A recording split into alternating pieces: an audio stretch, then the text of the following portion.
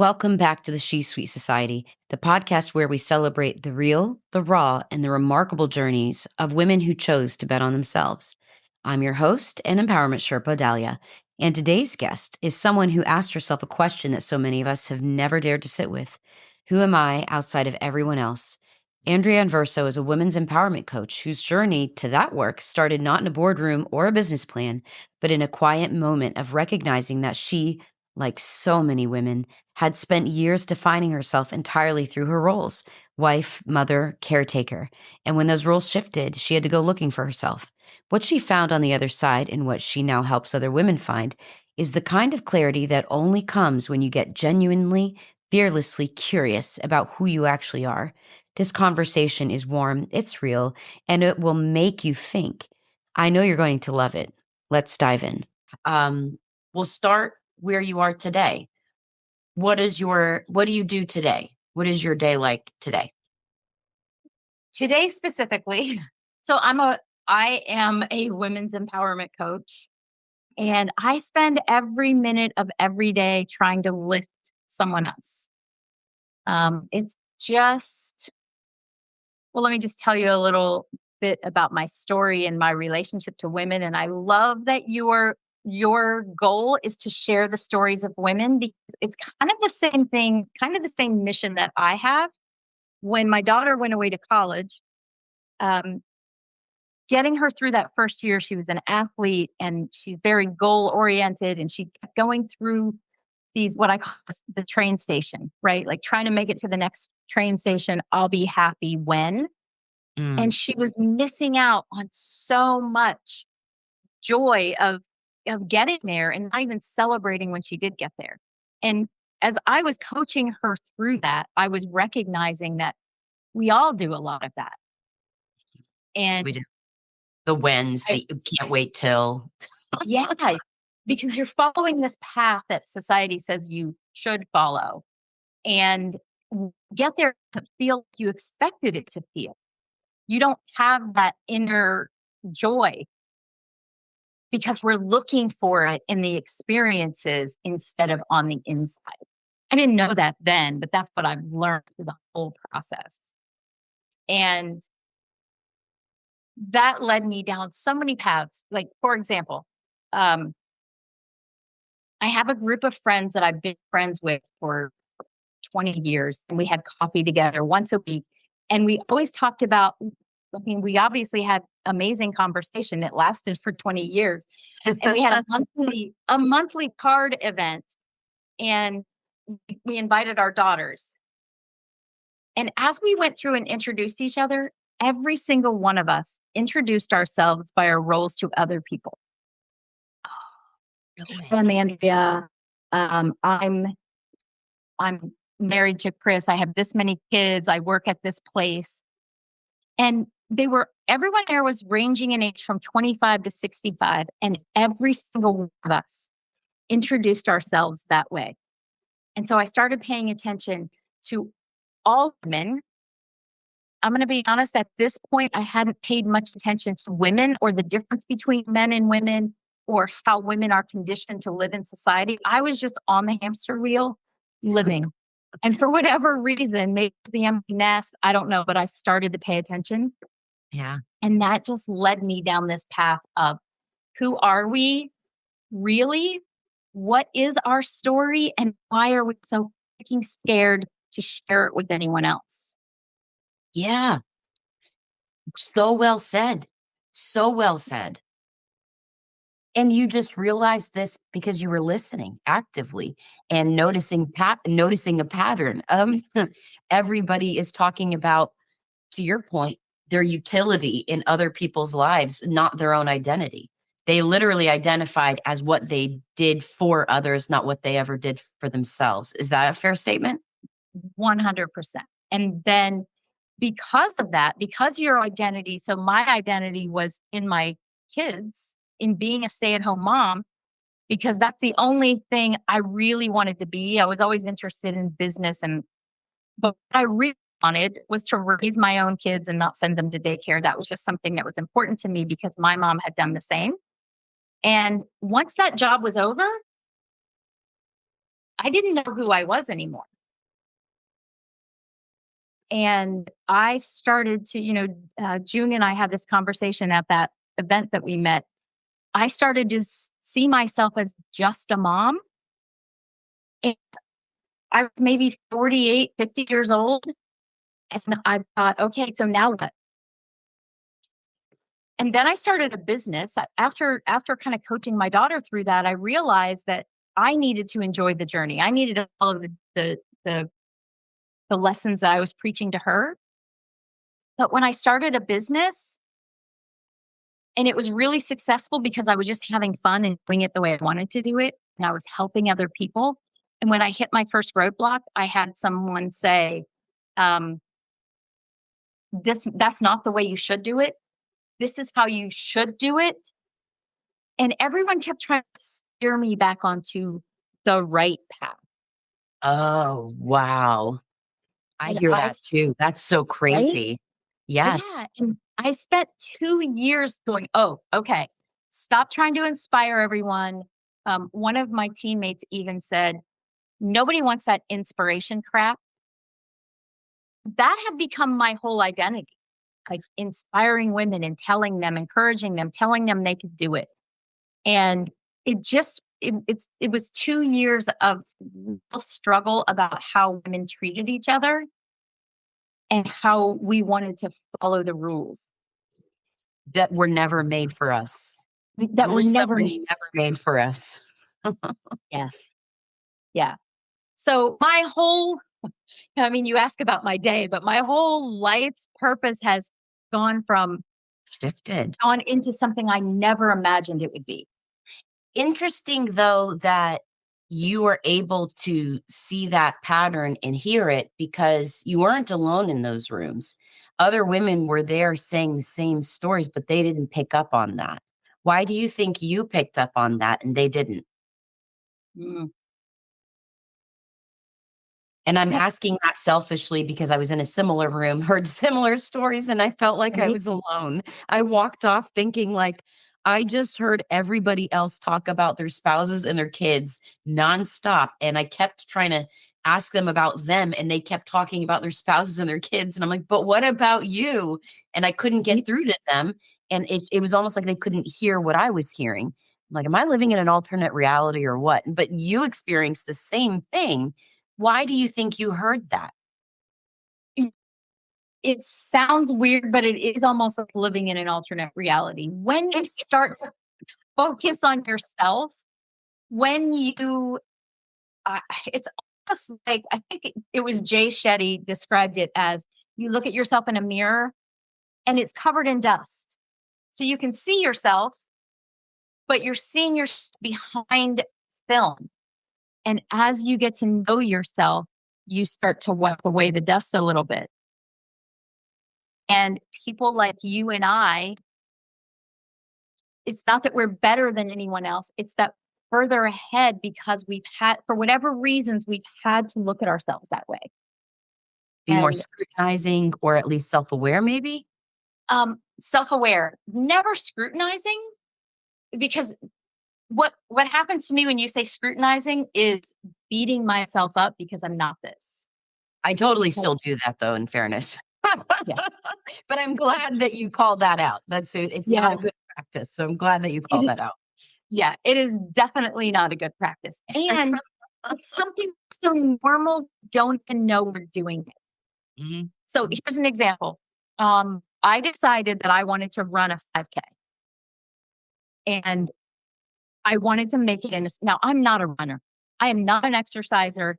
That was like way out there. But for some reason, it came into my heart, my head, that that's what I wanted to do. And I was just beating the crap out of myself every day that I would run and saying, why are you doing this? This is dumb. Just really being nasty to myself. And I call it, it's really easy. I have these voices, right? So this voice over my right shoulder, I call my bad witch. And she is always talking to me. She used to be loud and obnoxious, and she was the voice that was telling me you can't do it. And then I have Glenda, the good witch. And she would whisper, why don't you try this? So one day I'm saying, and I know that sounds so crazy if you're listening, you're like, what? I hear that good witch voice say, can you make it to that yellow mark on the track? Mm-hmm. I made it to that. And I almost celebrated in my heart just a little bit like, oh, you did it. And then I started listening to that voice a little bit more. And I think that's what really started me being able to be self-aware of when I'm being harmful to myself. And boy, that bad witch talks, I had no idea how many things she was saying to me all day long. Yep. So it's just a process of self-awareness, because awareness is the first thing. Once you're aware, oh, doing this to myself, then you can start to heal it. True. You can't heal what you don't know.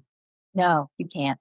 But I think there's something unique about being able to even know and see and want to do that, because you know that saying, ignorance is bliss. It is so blissful. Sometimes I look and I'm like, man, I wish I didn't have to know these things. But problem is, once you know better, you have to do better. You can't unknow something. You truly can't. So you're just kind of, if given a magic wand, would you ever go back to not knowing? Not anymore. I will tell you times when I was learning that felt like, and I talk about this with my clients, it feels like a tunnel. It feels like you're in this pipe that there's no room. You can't really turn around, because if you would turn around, you would see how far you've come, and you can see the light at the end of the tunnel. And you know the only way is through. I think why so many women are afraid to try it, because the only way through, and it does get, I'm going to be honest, there are times where you just want to go back and gossip with your friends and talk about your husband and your kids and all the crap, and not have to look at yourself, because it does get hard sometimes. Yeah. But I wouldn't go back, because No. now that I'm through those particular tunnels, I've learned a lot of lessons over the last 10 years. Now that I'm through those, it's pure bliss. Nice. It really is. It can be. You're right. If you work through the muck and you find yourself and you build yourself up, you find it's almost like you reintroduce yourself to you. You find, Exactly what it you is. remember who you really are. I like your Jay Shetty in the mirror that's dusty, because it's being able to see yourself clear again. When I do my talks, I compare it to find a 5-year-old picture of yourself and remember who that person was, because that person didn't have those labels. That person just was existing and thrilled. And it's just coming back to a remembering of who you are, and the fact that we're all here to do something, or live, just be, right? What were you like as a kid? Mm. Well, I listened to your podcast, your story about losing your mother and Oh, your life changes. And it resonated with me so much. I couldn't see the picture that you were holding up, but when you held up the picture of yourself, I thought of the picture of myself that I posted on my social media several years ago for the same reason. really? Because and I can tell you the moment I was in the 4th grade, and I had had a lot of dental problems, and I had a tooth that didn't come in. And so this male dentist rebuilt this tooth for me that was this giant square sharp corner, looked like a fang. Yeah. I will never forget the moment I looked at myself in the mirror and saw that. And it totally changed who I was for the longest time. And I noticed, I started looking at those pictures, and I noticed that the next year I had gained a lot of weight. I had this big round face. I didn't know that growing up. I didn't notice any of those things, but as an adult, so finally, probably 10 years ago, I finally got my mouth the way I wanted it. And I was looking for a picture to show everybody how horrible it was, and I couldn't find one. Every picture that I would look at, because I had multiple work done, and every picture I would look at, I would say, "Oh, it looked worse than that. I know it did. There's a there's a bad picture." And I realized that was all in my head. Yeah. Everyone was looking at that, and that went all the way back to that. I don't know how old you are when you're in the 4th grade, 8 something, So, yeah, maybe. super young. Oh, But wow. it just, yeah, and I would tell her, first of all, I would go back to the dentist and say, "No, you're not ruining this child's self-esteem." Um, but I would let her know that that doesn't matter. Like, that's not who you are, that physical part. And Yeah, if we could just talk to ourselves all the way through life and not let society do that to us, we would all be so much stronger. we would. And that's funny because I think that's what you're doing for your life's work now. That's what this podcast serves to do. And what I'm noticing is there's a lot of women that I've come across, and of course, some male allies that want the same thing. We want to ensure in a way and rewrite the narrative so that people don't have that mean girl that sits in the back. We all have that mean girl that sits in the back that yells, that says you're not good enough, that tells you, how dare you want more, you're selfish, or whatever the case might be. We have a Yeah. lot of that sits in the back of our head. So it's very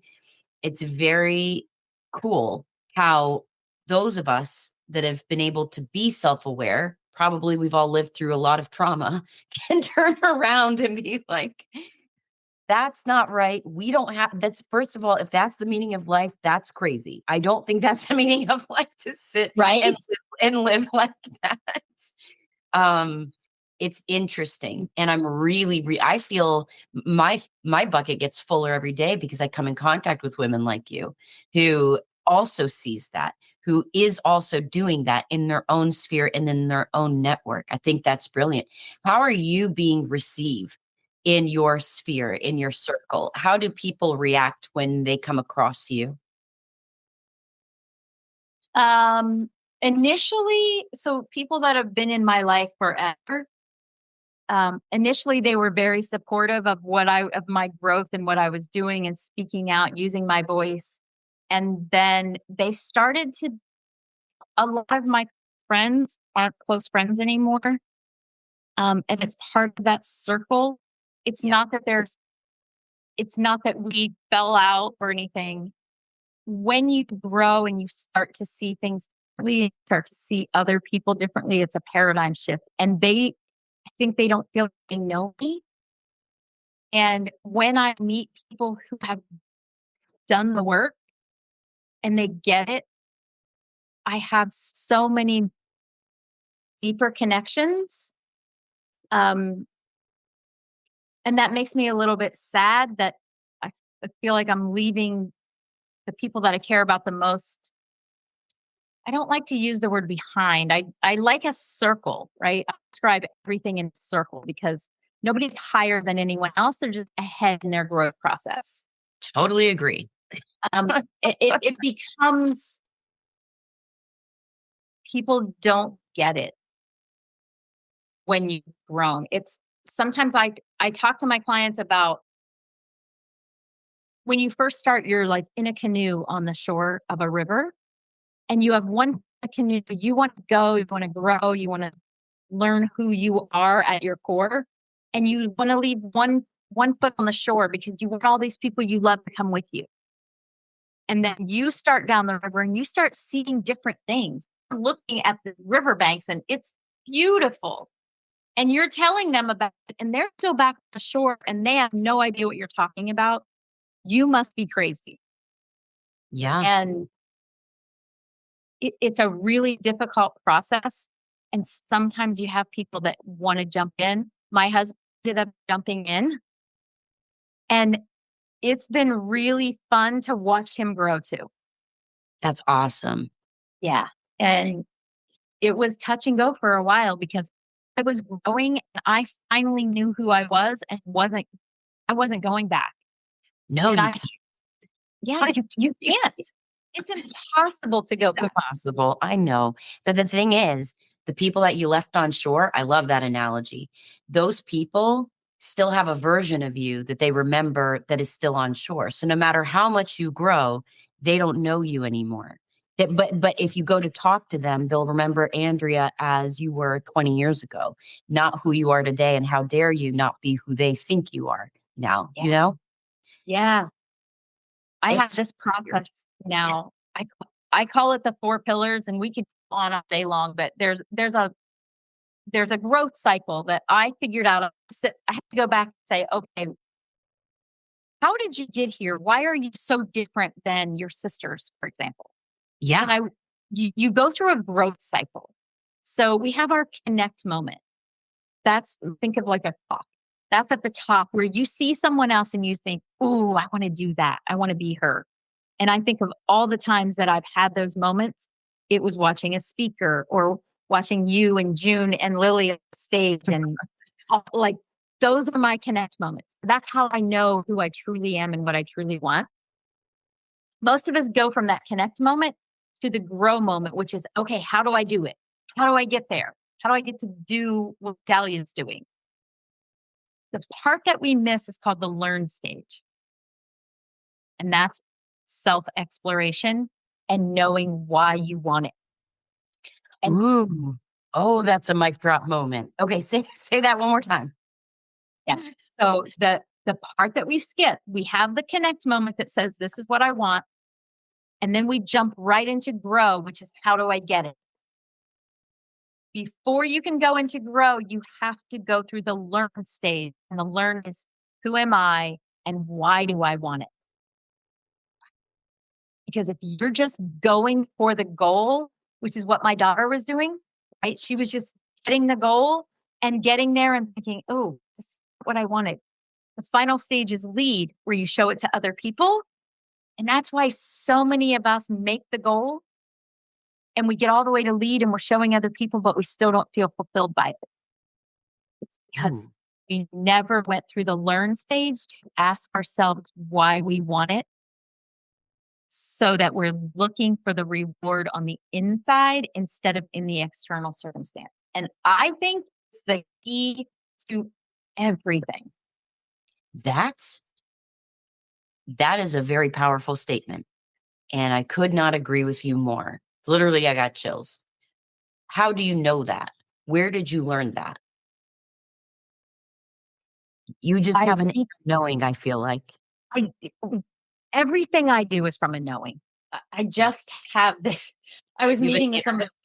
You're an I old was meeting with soul, someone this Andrea. week. Yeah, she's a medium, and you know, you lived in the city of Atlantis in a previous life. And I was like, whoa, you didn't know we were going to go there, but that's a whole other can of worms. But I do just have this knowing. And as as I've grown more, it almost feels like I'm a bystander in the conversations between the bad witch and the good witch. And now I'm watching them have the conversation because I know that bad witch is there to help me. And the reason I know that is because I went through the learn process and I learned about You did myself. the work. I Oh, did the wow. work. You Yeah. did, but you knew to do the work. You pushed yourself to do the work. You listened to yourself and you followed it. And it sounds like your aha moment was when after your daughter went to college. Did you have any other aha moments in your life? Oh gosh. I feel like Lots. a ton of them, right? A ton of them. Yes. There- some of them are just like, whoa, this is who you are. Like, when knew that I was going to marry my husband, like I just had this driving home from work, like, you're going to marry him. And I realized now that was my good witch. My son, when he was born and I was carrying him around and I was like, oh gosh, you're a mom now. Like those what I call aha moments where, okay, this is it. Now how are you going to settle in? Yeah. But that growth part, those aha moments came more and more. Um, they became more clear. The dust, as the dust goes away, those aha moments happen a lot. They're a lot less aha. Yeah, it's almost expected. It's like Yeah. when you start to clean, it's just getting the rag and getting the right product and doing the first wipe is the hardest move. And then Yeah. once you do that, it's like exercising a muscle. All of a sudden, things just keep falling into place a lot quicker and it's a lot easier to clean. And it's just, yeah, it's just that way. Yeah. I That's used so to use cool. that doing the dishes. Yeah. I would tell my clients, you got to do the dishes because if one dish in the sink is just a dish in the sink, but if you let them go days, they're stacked up and it's such a problem. If you do those dishes one time and get it all clean, it's so much easier to keep clean, right? Yeah. Yeah. So much easier to keep clean. Um, well, I appreciate that. All right. In the interest of time, you and I, first of all, should probably do more of these because we have a lot to talk about. Yes, we Um, do. but in the interest of time, I always end every episode about the same. And I say it every time because every time it's true. The whole episode is advice. But what is a piece of advice you could give to the listeners, whether it's life, personal, or something you're just going through right now, that or a motto you live by that you could share with them that they could take and apply? Be curious. Ooh. If you can't be curious with yourself, be curious about other people because we're constantly learning. And if you can learn who you are, it helps you to be curious about who other people are, or vice versa. And it makes your life so much more peaceful. That is very true. That is very true. Curiosity, they like to say curiosity killed the cat, but I don't think that's true. I Yeah. think I think it's why the cat has 9 lives. Oh, that's yes, that is true. It makes you so much, it helps you see other people for who they are and wonder what their story is. Because Right? when you know someone else's story, it's so much easier to give them grace, right? Yeah. Well, and just being curious, like you said, even in the first place of wanting to know, I think a lot of people meet people and they want to define themselves as other or they want to relate to other people rather than just recognizing we're all humans in this human experience trying to do the very best with what we know. And believe it or not, everybody really is doing the very best with the knowledge that they have, regardless of how you feel about them. Yes. It's the truth. And it's sometimes can be painful, especially if you feel like you've been wronged for whatever reason. But to your point, be curious, sit down and understand why you feel that way. And understand that people really are, they're not out to get you. They're not. They're doing the best with what they know. 100%. And I just want to say, and I hope you'll keep this in here Okay, I will. because Okay. you, when, so I went to the event that you and I met at, Be Your Best Self. And I made it a point this summer to go to some in-person events because I was getting really comfortable online and I was struggling to belong in in-person events. I came back of the room and I was just getting ready to find a, and I was just getting ready to leave. And someone said, "There's seats up there." And I got up to the front and there you were with a smile. And I immediately felt welcome at your table. Oh, well, of course. And I talk a lot about welcoming other women to your table and pulling up another chair if there's not enough. And you gave me that feeling instantly. And then we started talking, and you said that you were a speaker. And then I was like, oh gosh, I sat at the speaker's table. What was I thinking? But I just want to say thank you for that because what you did for me is exactly what I want to do for other women. Give them a seat at your table and make them feel welcome. Andrea, thank you. This conversation is exactly why I started this podcast, because there are women listening right now who needed to hear every single word of what you just shared. If today resonated with you, please reach out to Andrea. Her contact information is in the show notes. Whether you're in the thick of a transition, feeling a little lost in your own story, or just curious about what's on the other side of doing the work, she is someone you want in your corner. And the thing I want you to take from this episode is simple. Get curious about yourself, about why you want what you want, about the woman you're becoming. That's where everything starts. If this episode spoke to you, share it. Pass it along to a woman in your life who's been doing everything for everyone else and might be ready to finally ask what she needs. Leave us a review, spread the word. Every share means this message reaches someone who needs it. Remember, your life is your story to tell. Why not make it extraordinary? Until next time, I'm Dahlia. Thanks for being here.